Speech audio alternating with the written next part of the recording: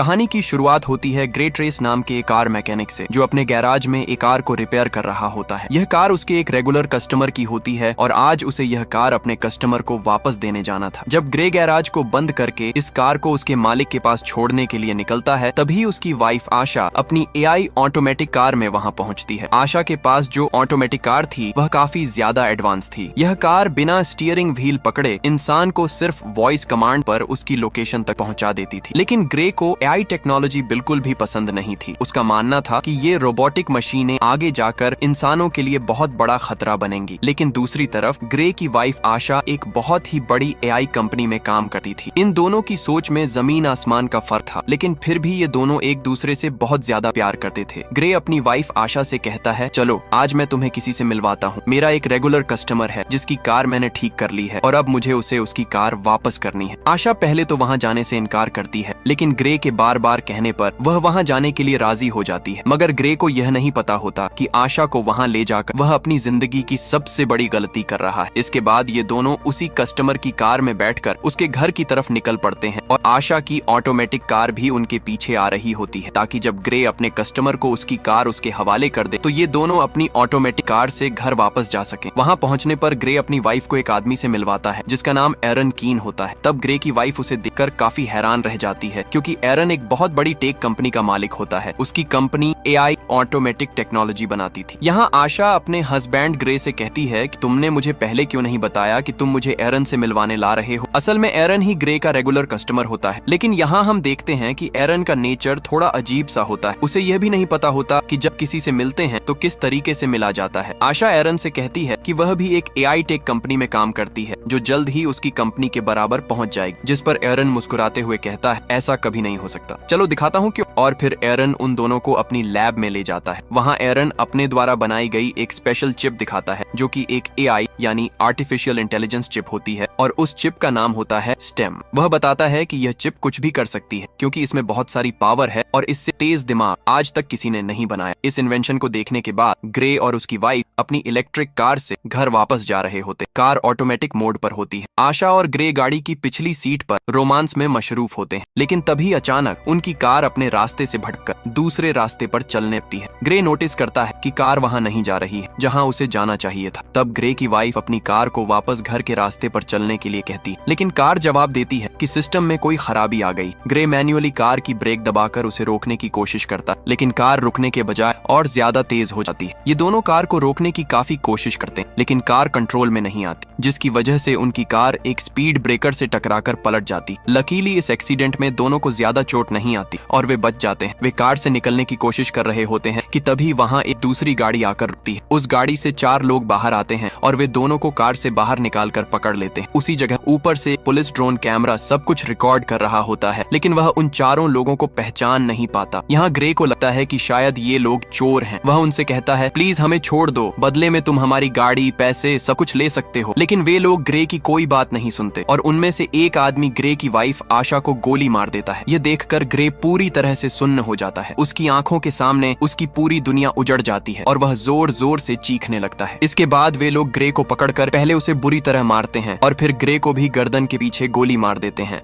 वे grey और आशा का सारा सामान चोरी करके वहां से चले जाते हैं। ग्रे की सांसें अभी भी चल रही होती हैं और वह अपनी आंखों के सामने अपनी वाइफ को तड़पते हुए देख रहा होता है, लेकिन ग्रे कुछ भी नहीं कर पाता क्योंकि उसकी बॉडी का कोई भी पार्ट हिल नहीं पा रहा होता। और फिर ग्रे की आंखों के सामने ही उसकी वाइफ की मौत हो जाती है। कुछ देर बाद वहां पुलिस पहुंचती है। वे आशा की बॉडी को पोस्टमार्टम के लिए भेज देते हैं और ग्रे को हॉस्पिटल में एडमिट कर देते हैं। हॉस्पिटल में 3 महीनों तक इलाज चलने के बाद ग्रे की जान तो बच जाती है, लेकिन अब वह चलने के काबिल नहीं रहता। गर्दन के नीचे गोली लगने की वजह से उसका स्पाइनल कॉर्ड पूरी तरह डैमेज हो चुका होता है। कंधे से नीचे उसका पूरा शरीर पैरालाइज हो जाता है। 3 महीनों बाद ग्रे को घर वापस लाया जाता है। अब ग्रे व्हील चेयर पर होता है क्योंकि उसके सिर के अलावा पूरी बॉडी बेजान हो चुकी होती है। ग्रे अब कोई काम नहीं कर सकता था, इसलिए उसके घर पर एक रोबोटिक मशीन होती है जो उसका सारा काम करती है और उसकी माँ उसका ख्याल रखती है। लेकिन ग्रे के लिए अब जिंदगी एक बोझ बन चुकी होती है। उन 4 किलर्स ने न सिर्फ उसकी वाइफ को मार दिया था, बल्कि उसकी पूरी जिंदगी भी तबाह कर कर दी थी। ग्रे बदले की आग में जल रहा होता है। उसके पास अब सिर्फ एक ही उम्मीद बची होती है जिसके सहारे वह जिंदा रहता है। वह अपनी वाइफ के किलर्स को जल्द से जल्द जेल की सलाखों के पीछे देखना चाहता होता है। इसी वजह से वह पुलिस स्टेशन जाता है। वहाँ ग्रे पुलिस से अपनी वाइफ के किलर्स के बारे में पूछता है। डिटेक्टिव उसे बताती है कि अभी तक किसी का भी कोई सुराग नहीं मिला है। पुलिस का ड्रोन कैमरा उस वक्त वहाँ मौजूद था, लेकिन फुटेज धुंधली होने की वजह से कातिलों की पहचान नहीं हो पाई है और पुलिस अभी और इन्वेस्टिगेशन कर रही है। ये सुनकर ग्रे काफी ज्यादा डिसपॉइंट हो जाता है, क्योंकि काफी समय से वह पुलिस से यही सुनता आ रहा होता है कि हम इन्वेस्टिगेशन कर रहे हैं। अब ग्रे पूरी तरह से हिम्मत हार चुका होता है और वह इस तरह से जीना नहीं चाहता। उसे लगने लगता है कि उसकी उम्मीद अधूरी रह जाएगी और पुलिस कभी भी उसकी वाइफ के कातिलों को नहीं पकड़ पाएगी। इसी वजह से ग्रे आत्महत्या करने का फैसला करता है। वह घर में मौजूद रोबोट मशीन की मदद से दवाइयों का ओवरडोज ले लेता है, जिससे वह बेहोश हो जाता है। लेकिन उसके घर पर लगा एआई सिस्टम वक्त रहते एम्बुलेंस को कॉल कर देता है और ग्रे की जान बच जाती है। यहीं ग्रे से मिलने उसका वही रेगुलर कस्टमर एरन कीन आता है। वह ग्रे से कहता है कि उसे उसकी हालत देखकर बहुत बुरा लग रहा है। एरन ग्रे को दोबारा अपने पैरों पर खड़ा होकर जीने की उम्मीद देता है और कहता है, ग्रे, क्या तुम्हें याद है मैंने तुम्हें एक बार एक पावरफुल एआई चिप दिखाई थी? अगर मैं उसे तुम्हारी बॉडी के अंदर लगा दूं तो तुम एक बार फिर से चलने के काबिल हो जाओगे और पहले से भी ज्यादा पावरफुल बन जाओगे। लेकिन ग्रे एरन की इस ऑफर को ठुकरा देता है और कहता है कि अब वह यह जिंदगी नहीं जीना चाहता। तब एरन उससे कहता है, सोच लो ग्रे, ये चिप तुम्हारी वाइफ को तो जिंदा नहीं कर सकती, लेकिन तुम्हें एक बार फिर से जीने का मौका जरूर दे सकती है। अगर तुम्हारी वाइफ भी जिंदा होती तो वह भी यही चाहती। एरन की यह बात ग्रे के दिमाग को अंदर तक छू जाती है। ग्रे सोचने लगता है कि अगर वह ठीक हो गया तो अपनी वाइफ का बदला जरूर ले सकेगा। इसी वजह से वह एरन की बात मान जाता है। अब यहाँ हमें पता चलता है कि एरन को ग्रे से कोई हमदर्दी नहीं होती। वह बस ग्रे के पास अपने मकसद के लिए आया होता है, क्योंकि वह अपनी एआई चिप को किसी इंसान की बॉडी में इंसर्ट करके टेस्ट करना चाहता था। वह यह चेक करना चाहता था कि उसका इन्वेंशन सच में सक्सेसफुल है या नहीं। इसी वजह से एरन चोरी छिपे ग्रे की बॉडी में चिप डालकर एक्सपेरिमेंट करना चाहता था, क्योंकि गवर्नमेंट इस तरह के एक्सपेरिमेंट्स करने की इजाजत नहीं देती। अगले सीन में हम देखते हैं कि एरन अपने घर में ग्रे की बॉडी पर एक्सपेरिमेंट कर रहा होता है। यहाँ ग्रे की स्पाइनल कॉर्ड में वह चिप इम्प्लांट की जाती है। ये चिप सीधे ग्रे के दिमाग से कनेक्ट हो जाती है। ऑपरेशन के कुछ घंटों बाद ग्रे को होश आता है। डॉक्टर उसके हाथ और पैरों को मूव करने की कोशिश करती है और यह चेक करती है कि क्या ग्रे अब अपने हाथ और पैरों को महसूस कर पा रहा है या नहीं। ग्रे की हालत देखकर वहाँ मौजूद लोग समझने लगते हैं कि शायद चिप ने ग्रे की बॉडी पर कोई असर नहीं किया। एरन बहुत ज्यादा मायूस हो जाता है,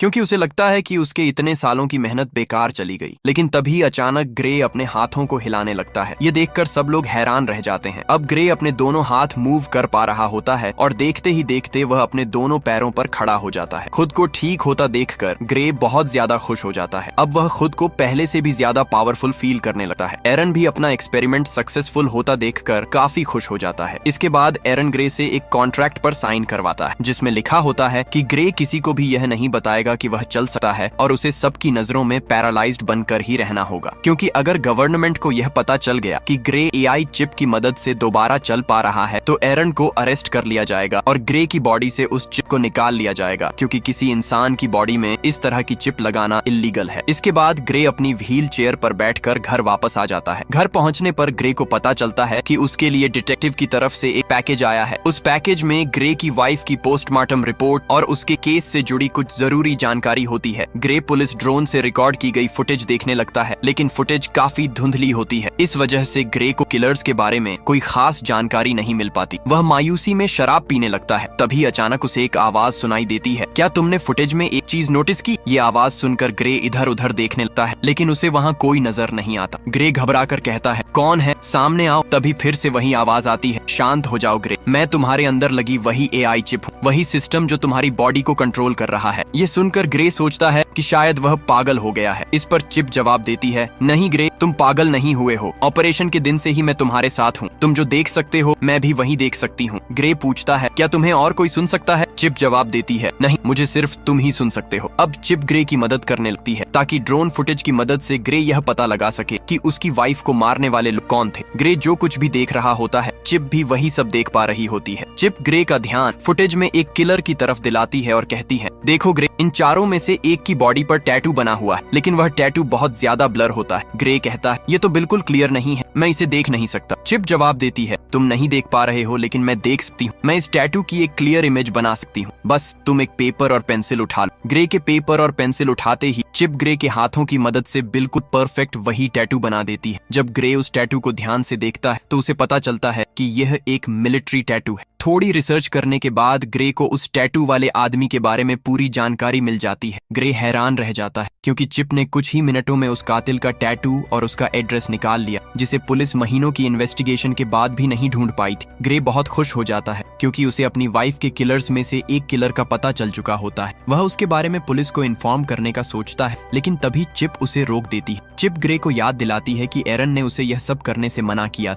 वह कहती है, तुम भूल गए कि तुमने एरन के साथ कॉन्ट्रैक्ट साइन किया था। अगर तुम पुलिस को इस किलर के बारे में बताओगे तो वे तुमसे पूछेंगे कि तुम्हें यह सब कैसे पता चला और यह टैटू तुमने कैसे बनाया। ग्रे चिप से पूछता है, तो फिर बताओ अब मैं क्या करूं? चिप जवाब देती है, पहले तुम खुद उस आदमी के एड्रेस पर जाओ और उसके खिलाफ सबूत इकट्ठा करो। इसी वजह से ग्रे खुद उस जगह पहुंच जाता है। वहाँ पुलिस ड्रोन मौजूद होते हैं, इसलिए ग्रे ड्रोन के सामने अपनी व्हील चेयर पर ही बैठा रहता है। जैसे ही ड्रोन वहाँ से चले जाते हैं, ग्रे चुपके से खड़ा होता है और किलर के घर की तरफ बढ़ जाता है। ग्रे दरवाजा खोलकर घर के अंदर चला जाता है और वहाँ सबूत ढूंढने लगता है। तभी उसे पता चलता है कि उस किलर को किसी ने बहुत सारे मैसेज भेजे हैं। ग्रे के अंदर लगी चिप उन मैसेजेस को कुछ ही सेकंड में पढ़ लेती है। चिप ग्रे से कहती है, इन मैसेजेस में ओल्ड बोन नाम की जगह का बार बार जिक्र है, क्या तुम्हें इसके बारे में कुछ पता है? ग्रे जवाब देता है, हाँ, यह हमारे घर के पास ही एक बार है। इसी बीच ग्रे को किसी के आने की आवाज सुनाई देती है। असल में वह किलर वापस आ चुका होता है। वह देखता है कि उसके घर में सारा सामान बिखरा पड़ा है। तभी वह सामने लगे शीशे में ग्रे को देख लेता है। वह तुरंत ग्रे पर हमला कर देता है और पूछता है, तुमने मुझे कैसे ढूंढा? ग्रे कोई जवाब नहीं देता और उल्टा उससे पूछता है, तुम बताओ मेरी वाइफ को किसने मारा था? वह किलर बहुत ताकतवर होता है और ग्रे पर भारी पड़ने लगता है। इससे पहले कि वह ग्रे को मार पाता, ग्रे के अंदर लगी चिप उससे कहती है, मुझे तुम्हारी बॉडी का फुल कंट्रोल दो ताकि मैं कुछ कर सकूं। और बिना सोचे समझे ग्रे उसे परमिशन दे देता है। शिप से परमिशन मिलने के बाद ग्रे अचानक उस किलर पर जोरदार हमला कर देता है और उसे बेहद बेरहमी से पीटने लगता है। किलर पूरी तरह घबरा जाता है और सोचने लगता है कि आखिर अचानक इस आदमी में इतनी ताकत कहां से आ गई। वहीं दूसरी तरफ ग्रे खुद भी हैरान होता है कि आखिर वह इतना ताकतवर कैसे हो गया। इसी बीच ग्रे उस किलर से कहता है कि वह खुद को उसके हवाले कर दे, लेकिन तभी वो किलर अचानक एक नाइफ निकालकर ग्रे पर अटैक कर देता है। इस सिचुएशन को देखते ही स्टेम तुरंत कंट्रोल ले लेती है और पूरे हालात संभालते हुए उस किलर को वहीं मार डालती है। किलर के मरते ही स्टेम ग्रे को उसका बॉडी कंट्रोल वापस दे देती है। यह देखकर ग्रे पूरी तरह टूट जाता है क्योंकि वह किसी को जान से मारना नहीं चाहता था। उसे लगता है कि अब उसका जेल जाना तय है। स्टेम ग्रे से कहती है, घबराओ मत ग्रे, तुम्हें कुछ नहीं होगा, बस जल्दी से यहाँ से अपने सारे फिंगरप्रिंट्स मिटा दो। स्टेम जैसा कहती है, ग्रे बिल्कुल वैसा ही करता है। कुछ देर बाद पुलिस उस आदमी की बॉडी को पोस्टमार्टम के लिए ले जाती है, जहाँ हम उस डिटेक्टिव को देखते हैं। पोस्टमार्टम के दौरान डिटेक्टिव को पता चलता है कि उस आदमी की बॉडी के अंदर एक वेपन इंसर्ट किया गया था और उसकी पूरी बॉडी में छोटी छोटी वायरिंग फैली हुई थी। यानी वह किलर कोई आम इंसान नहीं बल्कि एक अपग्रेडेड ह्यूमन था जो नॉर्मल इंसानों से कई गुना ज्यादा पावरफुल था। दूसरी तरफ एरन कीन ग्रे पर बुरी तरह गुस्सा करता है। वह कहता है, तुमने उस किलर को क्यों मारा? ये काम बहुत ज्यादा रिस्की था। अगर तुम पकड़े जाते तो तुम्हारे साथ साथ मुझे भी जेल जाना पड़ता। मैंने यह चिप तुम्हारे अंदर इसलिए इंसर्ट नहीं की थी कि तुम अपनी वाइफ का बदला लो, और अगर दोबारा तुमने ऐसी कोई हरकत की तो मैं इस चिप को डीएक्टिवेट कर दूंगा, जिसके बाद तुम फिर से पूरी तरह पैरालाइज्ड हो जाओगे। इधर डिटेक्टिव भी लगातार यह पता लगाने की कोशिश कर रही होती है कि उस आदमी को आखिर किसने मारा। तभी उसे पता चलता है कि जिस समय उस किलर का मर्डर हुआ था उससे कुछ देर पहले ग्रे अपनी व्हील चेयर पर उसी एरिया में मौजूद था। इसके बाद डिटेक्टिव सीधे ग्रे के घर पहुंचती है। डिटेक्टिव ग्रे से कहती है, हमने तुम्हें उसी समय उस इलाके में देखा था जिस समय सर्क नाम के आदमी का मर्डर हुआ है। हमें पहले से शक था कि वही आदमी तुम्हारी वाइफ के मर्डर में शामिल था, क्योंकि उसका क्रिमिनल रिकॉर्ड बहुत लंबा है और वह उसी एरिया में रहता था जहां तुम्हारी वाइफ को मारा गया था, और अब कल उसी आदमी का मर्डर हो चुका है। ये सुनकर ग्रे हैरानी से कहता है, ओह